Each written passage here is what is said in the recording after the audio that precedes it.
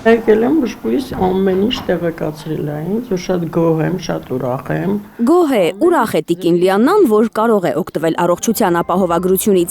Հիմա արդեն դեղերն անվճար է ստանալու, էխո սրտագրությունն էլ անվճար է լինելու, այդպես է ասել սիրելի բժշկուհին։ Եղբոր ես անվճար պիտի գնամ։ Ամեն ամիս առնվազն 40,000 դեղերին էր տալիս, ինքը դեռ աշխատում է, կարող է իրեն թույլ տալ, բայց մյուս տարի միայն թոշակի հույսին է մնալու։ Եթե ես չաշխատեի, չէի կարող ամիսը 50,000 դեղորայքի տայի։ Ախր թուղթին չի տալիս բա։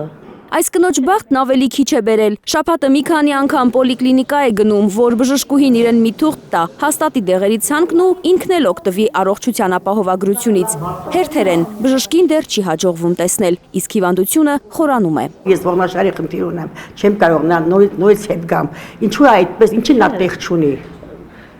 Նման շատ հարցեր կա, որ թողնեմական մտի պոլիկլինիկան, դες ինչ հայկատե պոլիկլինիկաներով։ Առողջապահության նախարարին է պոլիկլինիկա հրավիրում տարեց թոշակառուն։ Ամբողջական օգտվելու են։ Անահիտ Ավանեսյանն այսօր թիմակիցների հրավերով խորհրդարան էր գնացել, որ մի անգամ էլ ասի, թե ինչ ցնցող բան է այդ ապահովագրությունը։ 250,000-ը հատել է։ Ես այստեղ մի պարզաբանում եմ ուզում անել, որ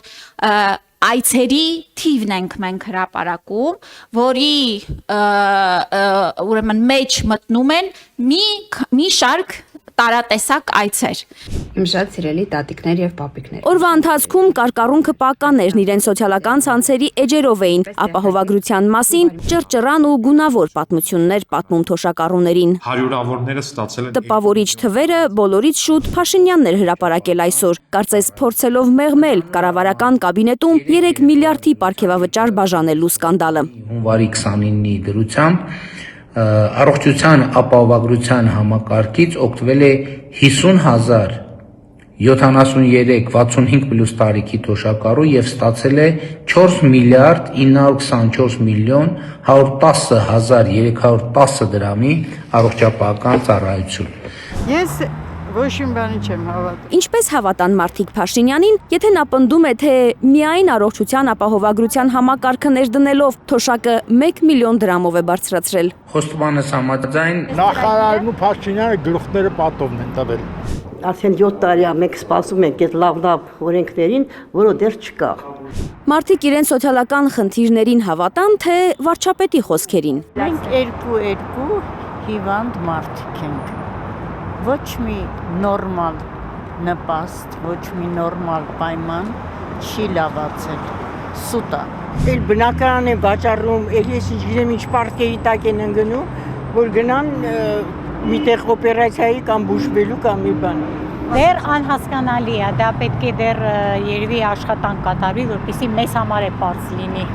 Համոզված են շատերը, հնչեղ թվեր հրապարակելով վարչապետը փորձում է մեղմել 680,000 թոշակառուների վրդովմունքը իր այն հայտարարությունից, թե իմաստ չունի 10,000 դրամով թոշակ բարձրացնելը, որովհետև թոշակառուն չգիտի ինչպես արդյունավետ ծախսել այդ փողը։ այդ գումարը ինչ անելու, ինչի վրա ծախսելու։ Թոշակառուն այդքան ամիտ է, խիղճ չունի, չգիտի որ այդ գումարը որտեղ պիտի ծախսի։ Թե անգրագետ է թոշակառուն։ Թոշակառուն տգետ չէ ու դեղերից բացի այլ կարիքներ էլ ունի։ Մեկ գիտեք շորա պետք լինում հակնել։ Մեկ որ պիաման լվանաս դրալ կամ ձեռդ լվանաս օճառապետ։ Եվ ընդհանրապես Սաղ էլ խնդիր ունեն։ Սաղ էլ ունեն խնդիր։ Պրոստը ամեն մարդ իր դարդին է։ Ոչ մեկ էլ չեն կարում իրանց խնդիրները լուծեն։ Եթե այդքան խելոք են իշխանավորները, գուցե գտնեն ձևը, որ կոմունալները բեռ չդառնան թոշակառուների համար։ Կոմունալների ծախսերն է շատ։ Եթե ուրիշ բան թոշակառուների ասեն կոմունալները գոնե ձմռան ամիսներին իջացնենք, նորմալ է։ Որ 40,000 մենակ գազն է գալիս, ոնց կարող իմ լինի։ Ոնց է, ով է իմը կարում այդ փողով հացի չես կարում առնես։ Առաջ չբարձնի, թող իր ժողովուրդը էժան լինի, ամեն ինչ էժան առնեն։ Եվ վсё, ուզում է թոշակը 10,000 լինի, բայց միսը լինի թող 500 դրամ, եւ վсё։ Լուծում են առաջարկում, եթե թոշակը չի բարձրանում, թող ապրանքներն էժանանան։ Թերեզա Կադաևչյան, Աննա Գյուլնազարյան, Առաքել Օհանյան, Հարություն Մաթևոսյան, Հայլուշ։ Հայաստանում եւ աշխարհում տեղի ունեցող իրադարձությունների մասին առաջինն իմանալու համար բաժանորդագրվեք մեր ալիքին, սեղմեք զանգակը, որ բաց չթողնեք ամենահրատապը, ամենակարևորն ու հետաքրքիրը։